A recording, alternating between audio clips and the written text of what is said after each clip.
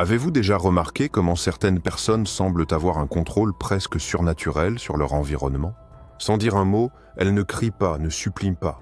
Elles se retirent simplement. Et soudain, tout change. L'énergie se transforme. Les gens commencent à s'interroger, à courir après, à ressentir. Maintenant, imaginez si vous faisiez de même.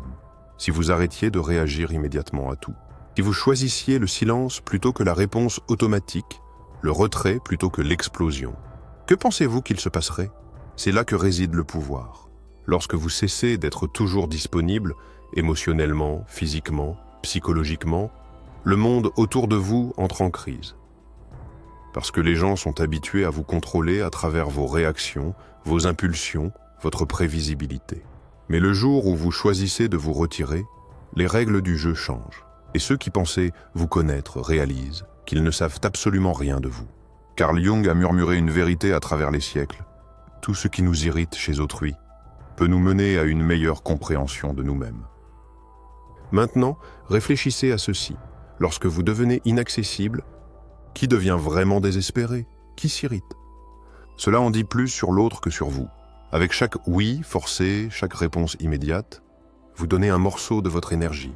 Et à la fin de la journée, que reste-t-il? De la fatigue, de la frustration, un vide inexplicable. Parce que vous êtes trop disponible pour ceux qui ne méritent même pas une minute de votre silence. On vous a appris à être toujours présent, à répondre rapidement, à plaire. Depuis l'enfance, vous avez cru que votre valeur réside dans votre disponibilité envers les autres. Mais voici la vérité. Cette disponibilité excessive n'est pas une vertu, c'est une prison.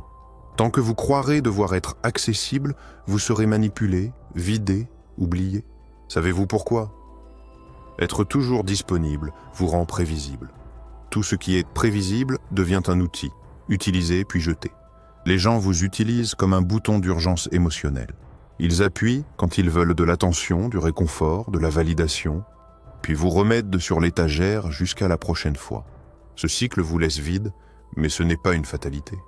Le monde moderne est bruyant, rempli de voix qui réclament d'être entendues.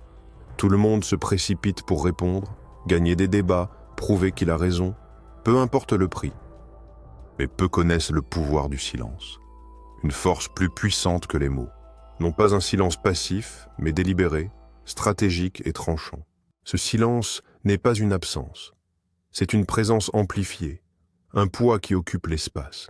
Jung voyait le silence comme un terrain fertile, un espace pour la transformation intérieure. Lorsque vous cessez de réagir, vos yeux s'ouvrent. Vous commencez à voir ce qui était toujours caché. Des répétitions émotionnelles, des jeux de manipulation, des cycles d'autosabotage, maintenant clairs comme le jour. Le silence engendre la lucidité, et la lucidité est dangereuse pour ceux qui prospèrent grâce au contrôle. Pour la première fois, vous les voyez, et ils vous voient, on va les voir, le jeu change. Lorsque vous cessez d'être disponible pour tout le monde, quelque chose de profond commence à se produire. D'abord vient le silence, un silence inconfortable qui semble crier en vous. Vous vous demandez si vous avez bien agi, si vous êtes trop dur, si vous perdez des personnes qui vous appréciaient. Mais peu à peu, ce silence se transforme. Il commence à purifier, à apaiser, à guérir. Et puis vient la solitude, mais pas la solitude de l'absence. C'est la solitude d'une présence totale, la vôtre. La solitude d'effort. La solitude de celui qui ne se trahit plus pour garder les autres proches. Et dans cet espace où il y avait autrefois de la confusion, la clarté entre. Où il y avait de l'anxiété, la paix entre. Où il y avait du besoin, une nouvelle forme de force entre. La force d'être entier en soi-même.